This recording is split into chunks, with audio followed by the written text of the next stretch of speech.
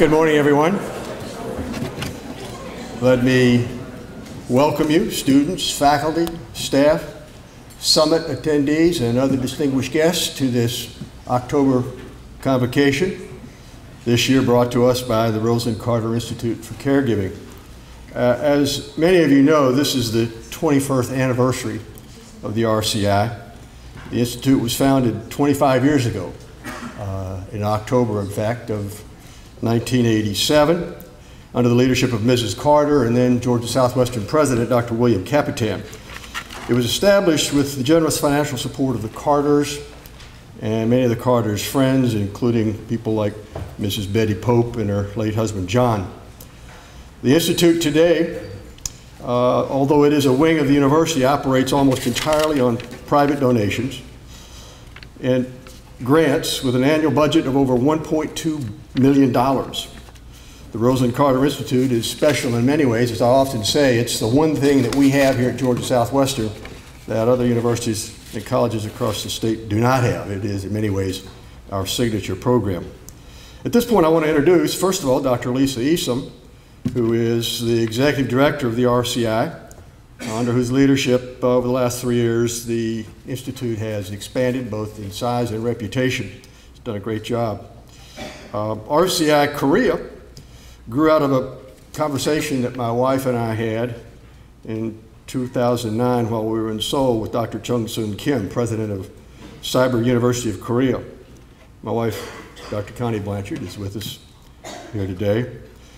Under Dr. Kim's leadership, RCI Korea has evolved and expanded rapidly and is having a significant impact on the lives of thousands of people all across the country of South Korea. So at this point, I want to introduce some of the members of the delegation from Korea who are here to participate in the RCI Summit. First of all, Dr. Chung-Soon Kim, president of Cyber University of Korea.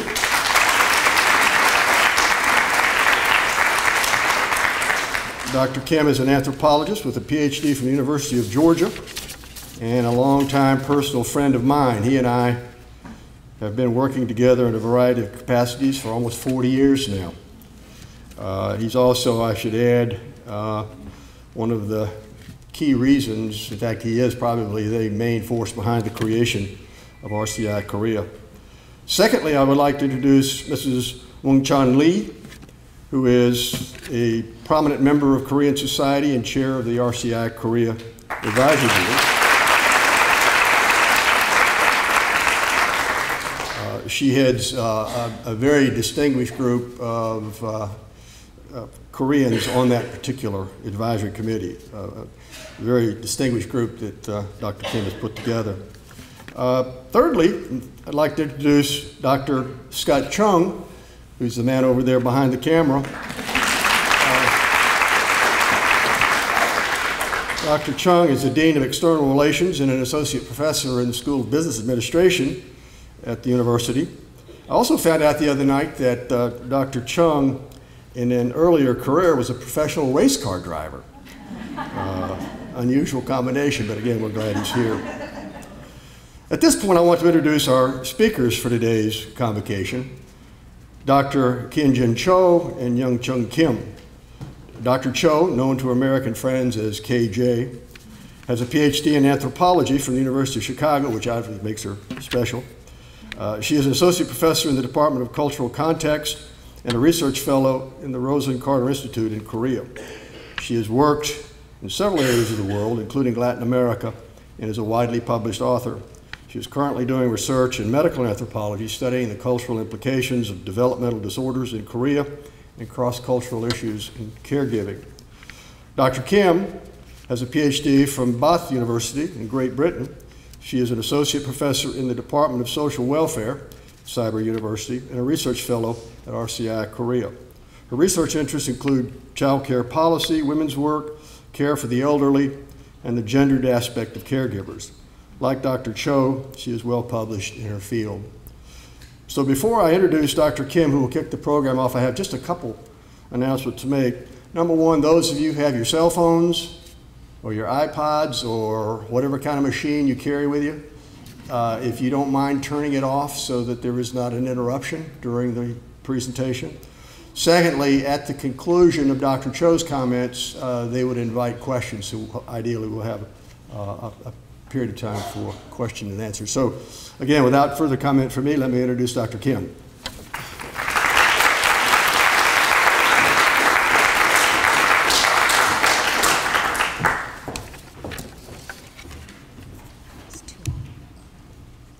Thank you, President Blanchard. It is a great honor for me to be here and sharing the celebration of 25th of anniversary of RCI. I'm very glad to have an opportunity to present this presentation here, and thank you for coming. By the way, as you heard, I did my PhD in Britain, so you are now listening Korean, British English accent. Please bear with me. This morning, I'm going to talk about current states of caring for the elderly in Korea. Based mainly on statistical data, I would like to give you a general picture on that issues. And then Dr. Jo, my colleague, in the following session, she will provide you with a more detailed picture on a specific group of caregivers in Korea. We hope that this can help you have a comparative perspective on caregiving issues. I will start by, it's too far from here.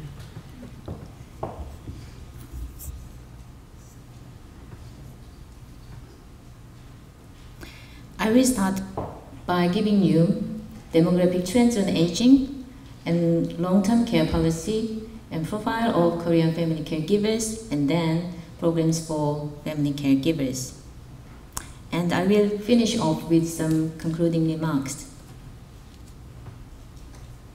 So, demographic trends in aging, on aging. There is the proportion of people aged 65 and over. From 1960 to estimates in 2050. At present, the ratio is 11% of the total population in South Korea. You can see that Korea became an aging society in 2000 as it went over the 7% mark. And before 2020, Korea will be an aged society as it reaches the 14% mark. Aging is a global trend, but what calls for our attention is speed of aging. It is very drastic and dramatic in Korea. Let me show you this table. This table compares the aging rate of the US, Japan, and Korea.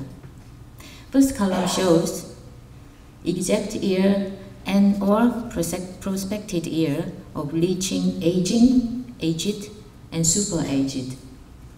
The next column indicates how long it took from aging to aged and aged to super aged society for each country.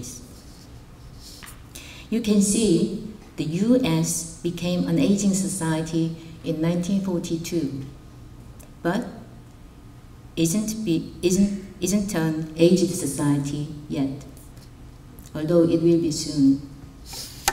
It took Japan 28 more years than the US become an aging society, but already it has surpassed the US in the year it took to become an aged society. Then, how about Korea? Our rate's even faster than Japan's. As you can see, it is predicted that the demographic transition in Korea from aging to aged society will take only 18 years. So, how did this happen? Oh, sorry.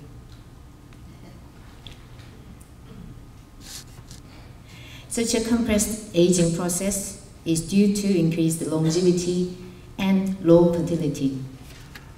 People live longer than ever before, as you know. while at the same time, less people are giving birth and are having fewer babies. This chart shows how rapidly longevity has increased. Among 3 countries, the US is slowest and Korea is fastest in the increase of longevity for the last 4 decades. Here we have total fertility rate in Korea, which decreased dramatically from between 1970 and 1990. In 1970, a woman in Korea gave birth to 4 or 5 babies on average.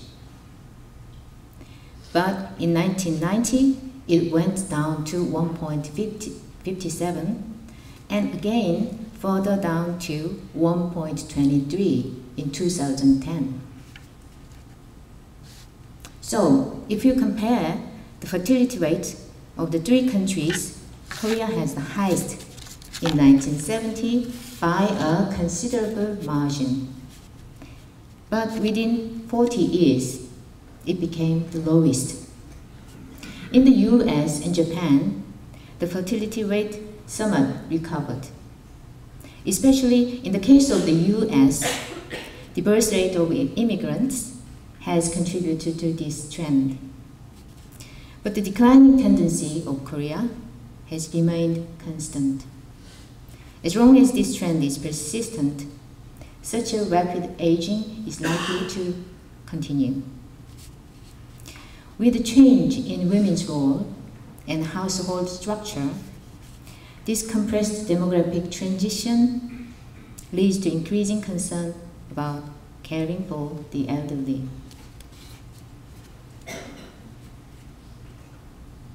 As a response to crisis in caregiving, the Korean government introduced long-term care insurance policy. Long-term care insurance has emerged as a significant policy agenda since Korea became an aging society.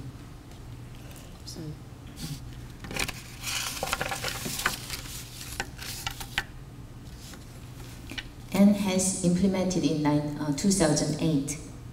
Let me briefly introduce the policy now.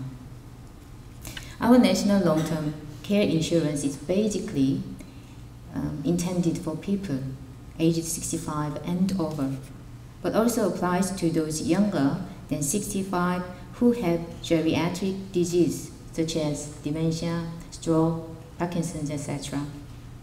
In order to qualify for LTCI benefits, people have to apply first and then be evaluated by a grading committee that assesses the applicant's physical function and mental condition. The committee then decides the extent of care the applicant needs in a scale of 1 to 3. Those who fall in this range are eligible for receiving LTCI benefits. So, what benefits are we talking about? The benefits consist of institutional care and in-home care and cash benefit. All the people entitled to LTCI benefit can choose between institutional care and in-home care, home-based care. Cash benefit is only for those who live in rural area without any organization providing long-term care. Institutions caring for the elderly under LTCI have to employ a nurse, a social worker, and qualified care workers. There are approximately 4,000 institutions nationwide. For those who choose in-home care service, several services are available, as you can see. But most of them choose home visiting care. And home-based care workers provide assistance with ADL and housework. There are about 10,000 in-home care service providers. Now, how is LTCI funded?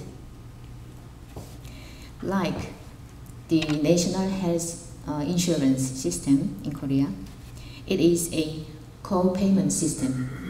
in which the government, the insurer, the insured, and the employer of the insured contribute to the fund. But the LTCI doesn't cover the whole cost of care service. The beneficiary has to pay 15 to 20% of service charge whenever they use.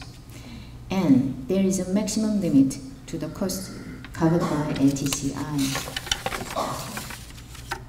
When the charges are over the monthly limit, the beneficiaries have to pay the extra costs,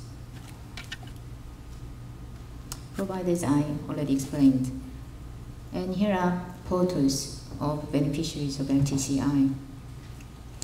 First one, persons with grade 1 are entirely dependent on others for daily living, and persons with grade 2 are entirely dependent, are partially dependent, and have limited mobility. Grade 3 recipients can move with geriatric equipment, but not able to go out without assistance. According to LTCI statistics, the largest proportion of the entitled are in grade 3. And more than half of the entitled are stroke and or dementia patients. This shows the number of applicants and the entitled for LTCI benefit for the last 4 years in comparison with the elderly population.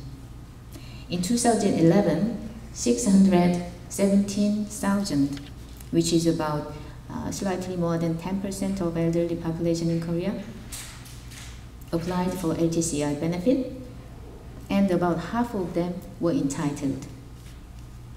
Research on LTCI shows that LTCI reduces the family caregivers' burden in terms of financially and psychologically. In particular, it gives family caregiver time off from caring more, which is very good. But as you see, the coverage of LTCI remains low.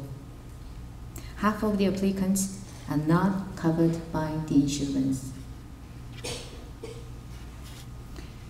As a consequence, long-term care for elderly, more specifically frail elderly, in Korea still relies heavily on the contribution of family caregivers. So now, who are the caregivers?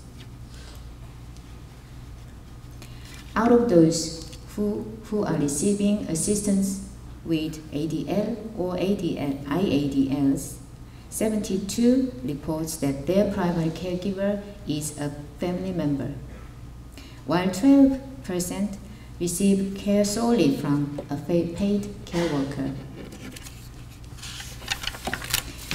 Those who receive care from both family caregivers and care workers comprise about 13%, and I believe that the LTCI has had a role in this. However, we can see that the family still plays a major role in caring for the elderly. Others indicate friends, neighbors, or volunteers. This figure shows the relationship of the caregiver to care receiver, for those whose primary caregiver is a family member. The spouse is the first in line, followed by eldest daughter-in-law, daughter, eldest son, younger son, and younger daughter-in-law.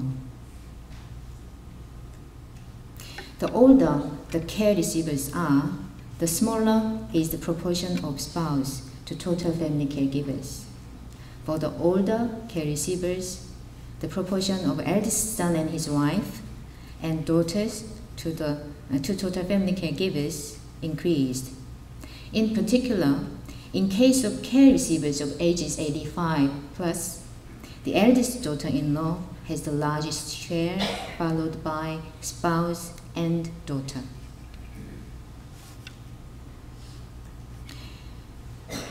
Is this contribution of family caregivers recognized in Korea?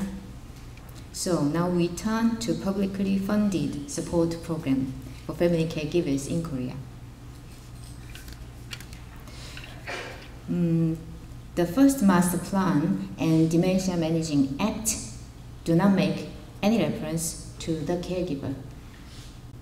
But the second master plan for managing dementia does in their recommendation for future directions. The care service such as daycare, night care, respite care should be extended, and family support programs should be made available for family caregivers. Baby steps, but better than nothing. As far as I know, this is the first and only government document recognizing family caregivers' need and necessity for supporting family caregivers. Prior to the National Plan for Dementia, the government of the city of Seoul established the Seoul Metropolitan Center for Dementia in 2006. This center has developed an evidence-based education and support program for family caregivers of patients with dementia. They started running this program in this year in 17 centers out of 25 for family caregivers of dementia patients. So, what sort of intervention program is this? It is a structured face-to-face group intervention program led by professional facilitator consisting of 10 weekly 2-hour sessions. The maximum number of participants is 15, and only for family caregivers of patients with dementia. As you can see, it covers various issues, and each session provides relaxation and physical exercise as well. And this is the only structured intervention program for family caregivers which is publicly funded. Daycare centers also has a family meeting program. These family meetings are mostly self-help group meetings rather than training or educational intervention program. They provide a place for family caregivers to meet other family caregivers for emotional support and sharing useful information. This is oral statement of one caregiver who used daycare center for her husband with dementia. According to her statement, family caregivers can get emotional support as well as information in the meeting. And we have community health care center, and there is, as you see, 3,488 centers. In that center, there is education for patients with diabetes and high blood pressure and their families.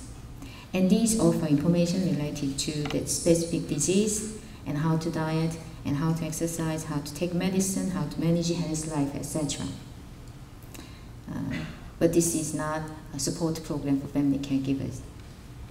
And some of community health care centers also have some kind of educational program for dementia. But this program again is focusing on the preventing dementia. And another interesting educational program related to caregiving in the community health care center is child care support program. This is for those who are going to be grandparents sooner or later. And the program covers various topics on caring for baby, including how to care infants and toddlers and the way of bathing them, and postnatal care, and dealing with the emergency child care and how to support breastfeeding, etc. However, in the community health care centers, I was not able to find any support program for family caregivers or educational program that help people to prepare for caregiving for adult family members. In this presentation, I have tried to show you the current states of aging and caring for the elderly in Korea.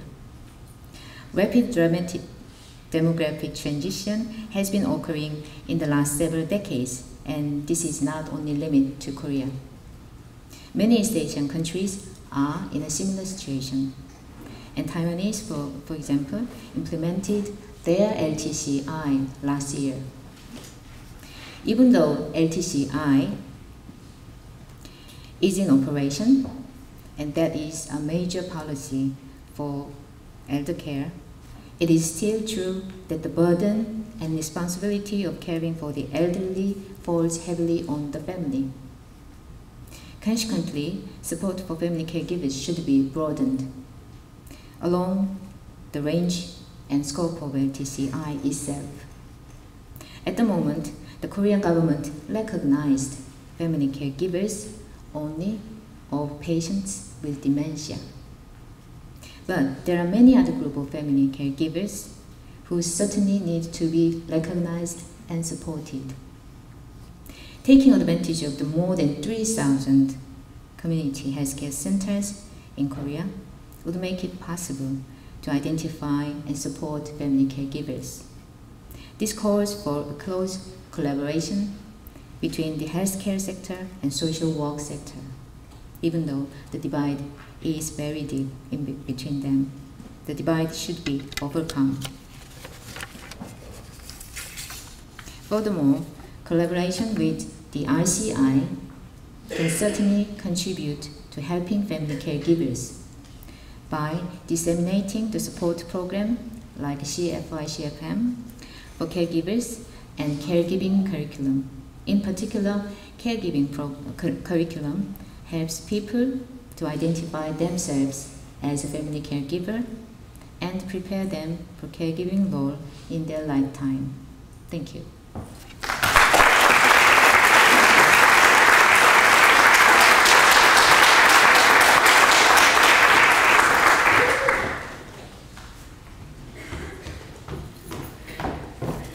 Hello, everyone. I'm going to take some time to change the slides, so just a minute.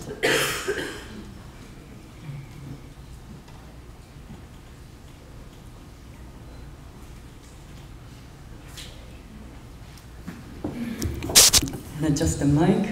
Okay. Okay, it's really nice to be back in Americas again at this really beautiful time of the year. And I'm very honored and happy to be speaking at the convocation today. And I'd like to thank President Blanchard, Dr. Connie Blanchard, Dr. Lisa Eason, and her very capable and awesome staff for inviting us from RCI again. And it's been a great joyride to be working with the RCI and GSW. And what I'd like to do today is to introduce you to a few things that we picked up along the way in our quest to find and identify groups of caregivers in Korea. A few of you here in the audience might be familiar with the phenomenon that we call foreign brides in Korea. The president of our university, who was introduced to you earlier, wrote this very fascinating book about, it's called The Voices of Foreign Brides, about how younger women from Southeast Asian countries came to get married to Korean men. And if you want to know more about the book, well, you know, this is the title. It's available on Amazon.com. In any case, the book came about because our university was carrying out language and culture training online program for these brides, and the book documents what these women have gone through in their process of adaptation to our culture. As we started our collaboration with the RCI, we realized that a lot of these women were what we call hidden patients in the caregiving literature, and we thought that they commanded some attention, and so here we are. But instead of me describing what this is to you in words, I thought that a video clip might do the trick for you. So here, to give you an idea of what kind of family we'll be talking about, I'll be showing you this short clip that is called My Wife Nately's First Love. Okay.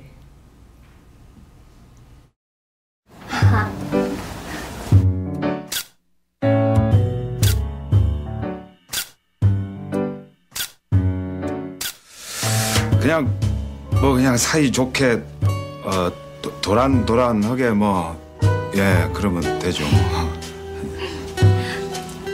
뭘 그런 걸 다 시키고 그런데요. Tôi muốn để 한국어 sống hạnh phúc với chồng tôi.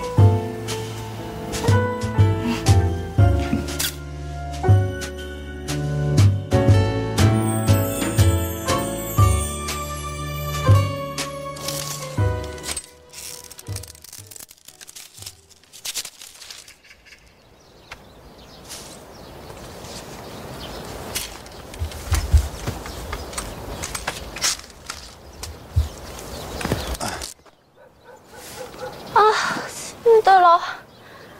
뭐 일손이 모자라서 어쩔 수 없어. 그리고 과수원에 시집 오면 이 정도는 다 하는겨. 얼른 좀 날러. 네.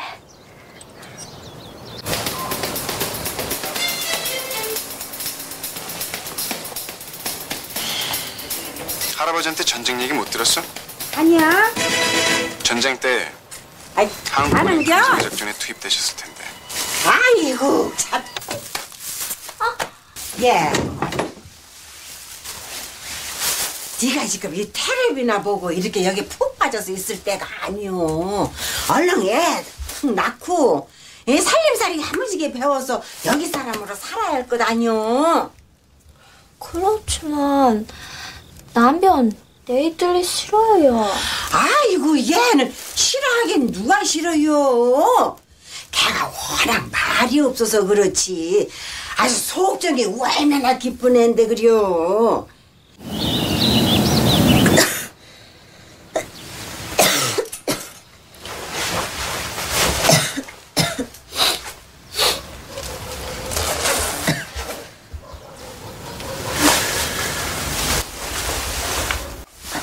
왜 일어나고 그래? 혼자 가기 싫어요. 병원 같이 가요. 그러면 말이요. 엄니랑 댕겨오든가. 그래요.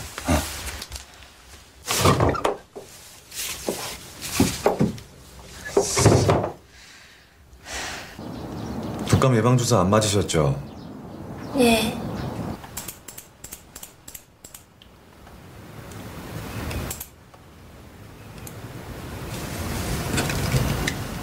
볼까요?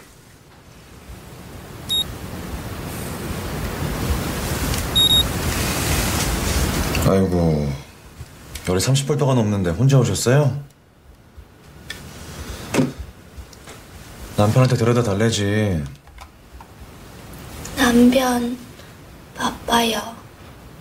너무하네. 이렇게 이쁜 와이프가 열이 펄펄 끓는데 어떻게 혼자 보내냐? 봐요.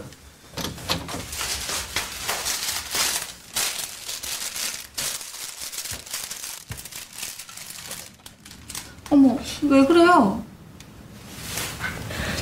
남편 내일들이 안 자랑해요.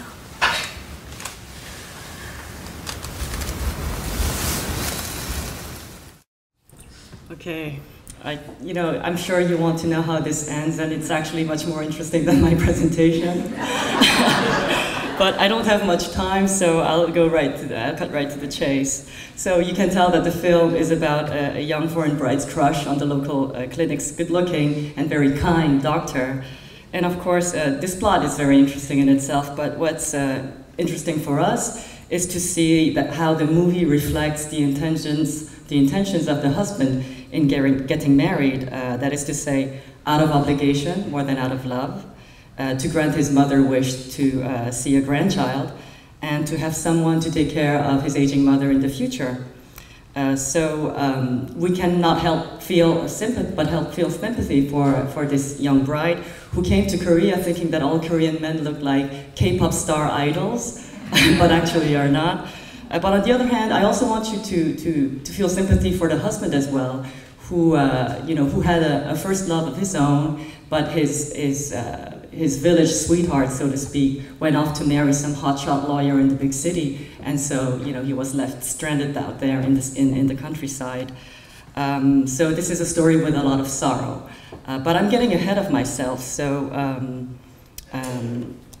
here we go. Let me invite you to this topic by introducing first the context in which this is happening, and then the characteristics of international marriages and the explanations behind them. And then I introduce two cases of foreign brides caring for the elderly and discuss the issues and implications behind them. And finally, I will finish with some concluding remarks. Okay, figures. This figure shows the rise of foreign wives in comparison to foreign husbands in international marriages. And as you can see, this is a trend not just in South Korea, but in other Asian countries such as Taiwan and Singapore. And I think this is relevant because eventually the problem of care and foreign brides is going to be a problem in those countries as well. So this is not just pertaining to Korea. Now we're looking at the ratio of international marriages to total marriages in South Korea. You can see it's steadily increased since 2002 and comprised about 10 to 11% of total marriages in Korea. But as I showed you earlier in the first chart, the ratio of wives from foreign countries is much higher than husbands of foreign origin. The official number of foreign brides in Korea in 2009 was 131,000. But I think this figure is probably lower than the actual number, as some of them are divorced or separated, and some have not even officially registered their marriage to start off with. So where do these women come from? Mostly from countries with lower GDPs than Korea, and of course Japan is the exception, as most brides from Japan are married through the Unification Church. One of the major characteristics of multicultural families, which is the official term the government has adopted to refer to families such as these, is the age difference between the husband and wife, an average of 10 years, whereas it is only 2.9 years in other Korean marriages. But the brides coming in from Vietnam and Cambodia are significantly younger. And in the film that I showed you earlier, the Vietnamese wife is depicted in the film as 21 years old, and the husband, 20 years old, and the husband is 41 years old. Ah, yeah. Okay, so how did this happen, and why did it happen? We have to approach this phenomenon within the context of changing demographics and drastic social change. My colleague Dr. Kim earlier showed you how fast we became an aging society compared to other nations.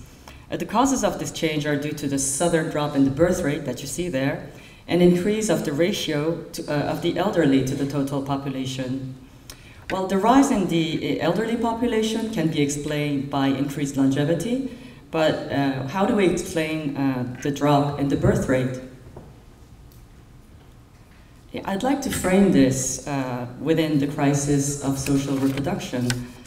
Social reproduction is the labor necessary for maintaining the production of the labor force, such as marriage, birth, child rearing, child socialization, housekeeping, caring for the household, keeping the family together, caring for the children and the elderly, etc., etc. Now, what do these things have in common? They were traditionally the role for a mother and a woman. The engine of social reproduction has always been the family, and within the family it has been the woman. But now that the family is generating social costs for its maintenance, people are more reluctant to invest in making a family. It used to be that the family also acted as a social safety net, and also there was a division of labor within the household when families were bigger, but that no longer is the case. The costs, on the other hand, for maintaining a family have become much higher. For example, the costs that we put in education for the younger ones and care for the elderly have becoming higher and higher. So the family, at the same time, also incurs what we call emotional costs, which used to be endured in the past because of moral obligations and social norms. Now, the fact of the matter is that these costs have become too high and people think that they can live without them. Now, Chang Kyung-sub is a Korean sociologist who dubs this as an effect of what he calls compressed modernity. What this means is that the Korean family has undergone drastic changes in the past few years. The Korean family has ceased to be the family held together by Confucian norms and filial piety, which is usually the kind of ideology that a lot of people say sustain the family. I use it in the past tense because I feel it is no longer the case. So what we're going through right now is defamiliation, as more Koreans opt not to make families, and individuation, that is, that they choose to remain single and free from the ties that bind you to your parents or spouse or children. So defamiliation and individuation are becoming more prevalent in all demographic groups in Korean society, but it is the choice of women who choose not to marry and not to have children that has affected social reproduction most deeply in Korea. And now women now have more opportunities to live equally as men and feel they don't have to play this role anymore. So as more women come out of marriage and childbirth, men of lower economic status and men with traditional family obligations and men with disabilities have had a hard time finding wives. So what the foreign brides are doing right now is filling the void in social reproduction left by Korean women in our society. They are getting married to old bachelors and increasing the birth rate of the nation, and also caring for the elderly. So now a few facts about the multicultural family in Korea. As you can see, 51.9% of multicultural families live in the Seoul metropolitan area, but the ratio of these families to the total population is much higher in the rural and coastal zones. In Gyeongbuk province, for example, which is in the southern part of the peninsula, foreign brides marrying men of agriculture and fishery vocations comprise about 50% of all marriages. And I want you to pay attention to the average income of these families. It is significantly lower than the average Korean household. 59.7% live on less than about $2,000 a month. And as you saw earlier, the age difference between husband and wife is great, and the education level of the brides vary according to their country of origin. And sometimes the level of the bride's education is higher than the groom's. And as we can expect, there are significant difficulties with language and cultural issues, which lead to difficulties in child rearing and education issues. But what concerns us here is the role that foreign brides, that these migrant women, play within the context of caregiving.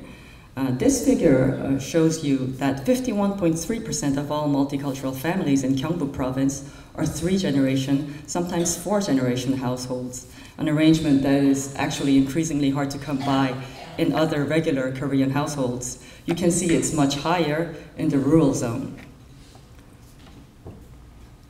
Now, many of these women are also married to men with disabilities, and that's another group that potentially needs caregivers. So if we put all this data together, we can know for sure that foreign brides are or will be a significant group of caregivers in Korea. Now I'd like to share with you a few cases of migrant women who actually are caregivers to bring out why it is that this group of caregivers needs special attention.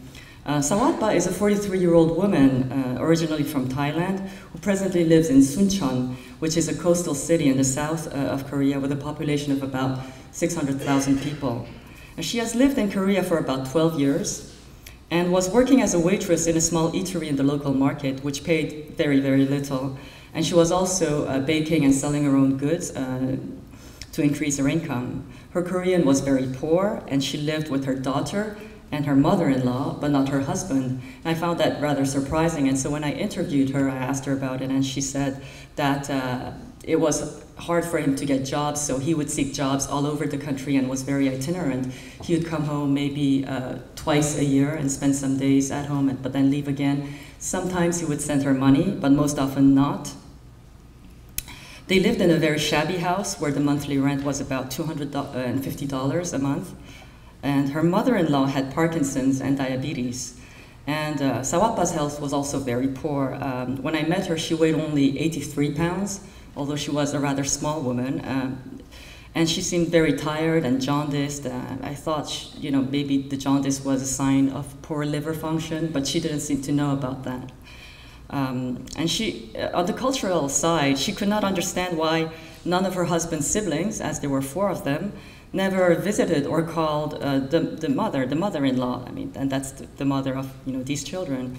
And so, aside from the fact that Sawapa is a foreign bride, I want also you to notice that the family that we're talking about, the husband's family, is a classic case of defamiliation and individuation. Now I want to share with you Shizuka's story, who comes from the same city. Shizuka is a 39-year-old woman from Japan who married through the Unification Church. She's very devout, and her command of Korean is very good. Until August of this year, she lived with her mother-in-law, who has dementia, her husband, who has a disability, and her 3 children. And at the time that I interviewed her, which was in February, she said caregiving did not burden her that much because her sister-in-law lived in the same apartment complex, and she would come to help time to time. But in the summer, when we talked again, she told me that her mother-in-law had been sent to a nursing home. And the reason behind that was that Shizuka's health fell apart. She had constant bladder infections, she had benign paroxysmal positional vertigo, she had gastric ulcer, insomnia, and Shizuka felt very, very guilty about sending her mother to this nursing home, and she felt strongly that it was her duty to take care of her because this is what the Unification Church stipulates. So what struck me in both cases was that as the statistics on multicultural families showed earlier on, both families lived on a very limited income. Both said that cultural differences were hard to cope with, but not having enough to live by was the most difficult thing of all.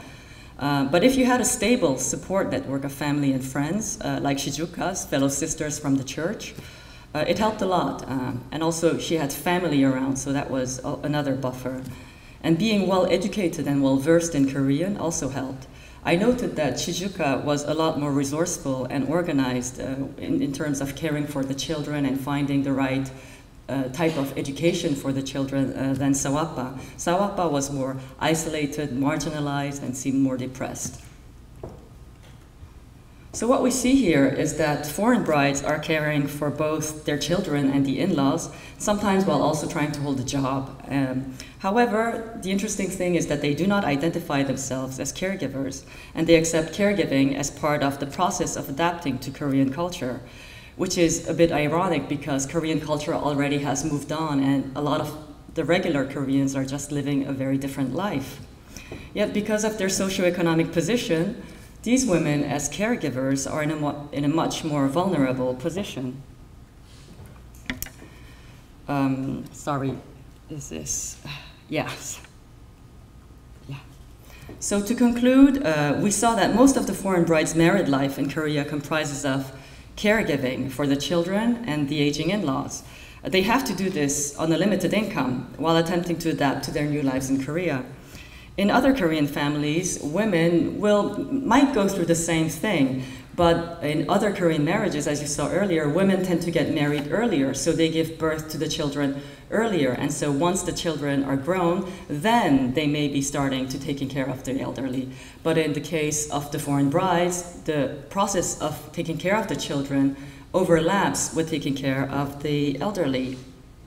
For example, in the case that we saw in the video, Nathalie will probably be giving birth soon enough to the children, and at the same time, the mother-in-law will be aging. So being a 3-generation household, she will be taking care of both the children and the elderly, like the sandwich generation that we talk about in the United States.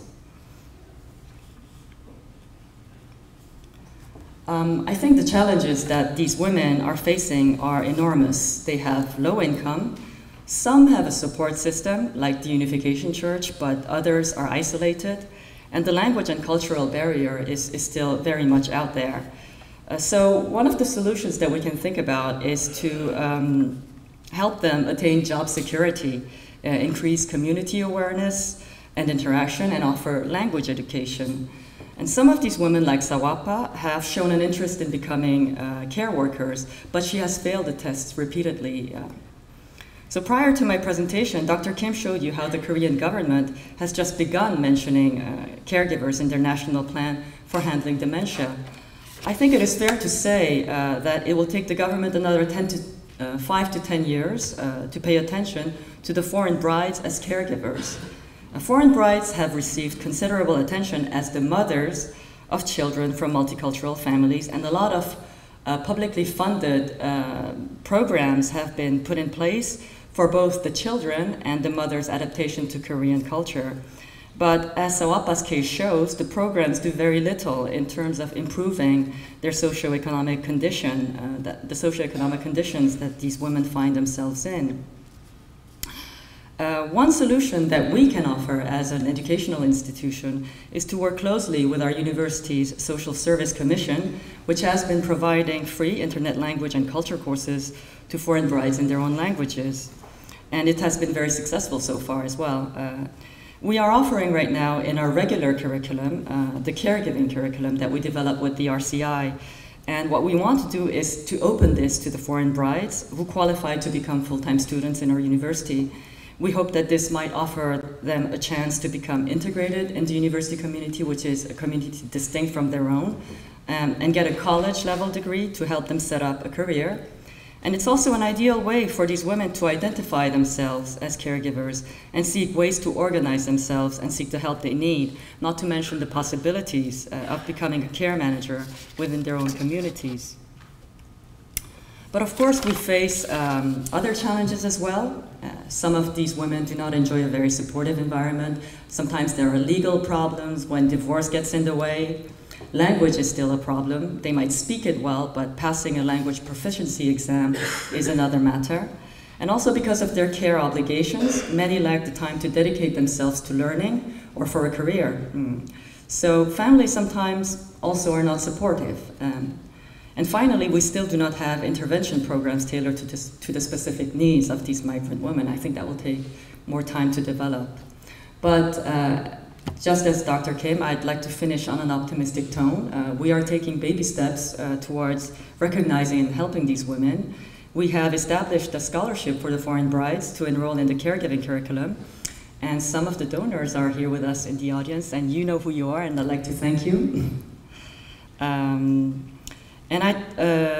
some foreign brides are already taking this curriculum, and at the moment I am doing a course called The Caregiver's Journey in our university right now. We have about 358 students enrolled.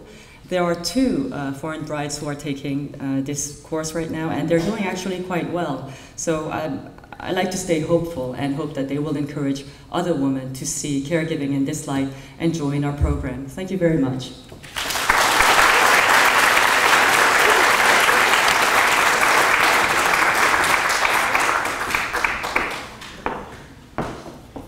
Thank you, Dr. Kim and Dr. Cho, for those interesting and excellent presentations. Now, I think we still have time for a question or so, so if you have one, if you'll stand at your place and speak loudly.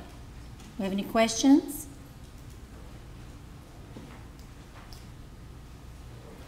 Yes, ma'am.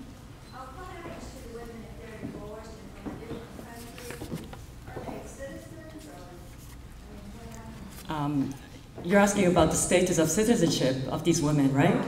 Right. They are entitled to becoming legalized Korean citizens once they get married, but it takes some time. They don't give the citizenship immediately. They have to live for certain years in the country. It depends on how long they've lived in the country. Yes, sir? So I have a question. The brides, are these arranged marriages, or do they come on their own will and they know what they're getting into? Very interesting, yeah. Yeah, big secret. Well, a lot of them are arranged marriages, and we have some brokering agencies who actually make these things happen, and some of them have been problematic because they would portray the grooms as very desirable husbands, whereas sometimes they had limited income and so forth. So the government is working on observing and auditing these agencies. But a lot of the women also come to Korea through the Unification Church. And that is another major, well, I wouldn't call it a brokering agency in itself, but it's playing a very big role in making these marriages happen, not just with women from Japan, but from women in the Philippines and in Thailand. Mm-hmm. what's the incentive? For the women, they come to Korea seeking a better quality of life than the one they left back home. And so you can probably imagine that most of these women come from poorer backgrounds. For example, even if we have a Vietnamese bride, it's more likely that she comes from the countryside rather than Ho Chi Minh City or Saigon. Yeah. Okay. Yes. What's the name of the movie? The name of the movie? Well, it's called My Wife Lately's First Love, and you can probably see it on Hulu.com, or it was on KBS, which is the national broadcasting station. So, okay. All right. So the new long-term care insurance program offered nationally, the slides showed quite a large 65-plus population, and very, very little elders utilizing the services. Is there? Can you talk about that a little bit? Yeah, the discrepancy is really large, and I think there are two reasons behind this. And I realize this as I'm doing the course, and students are questioning how is it that the government hasn't really done anything. And I tell them that well, actually, the government does have a long-term care insurance program. So the government, I think, has to work on advertising that we have such a program, that people are eligible to apply. So there's a little awareness that this program is in place. That's one thing. Another thing is that the population that this program covers is actually a rather small number in itself. Yeah, and for example, as you saw in the graph that Dr. Kim presented, people over 65 start developing these geriatric diseases much later in life, once they enter their 70s and they're in their mid-70s and 80s. Yeah, so that probably accounts for that too. Okay? I was wondering, between the LTCI population and the non-LTCI population, assuming comparable chronicity and aging, is there a difference in institutionalization versus aging in place rates between the two populations?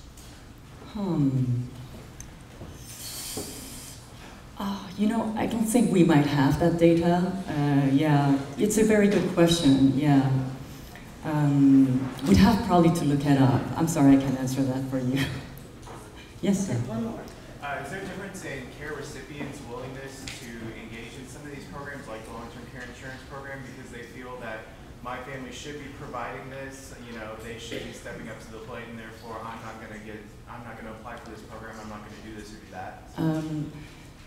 I think the Korean elderly tend to become much weaker as they grow older in terms of getting their opinions heard in the family. That's one of the contradictions that I see, even as we have this tradition of filial piety.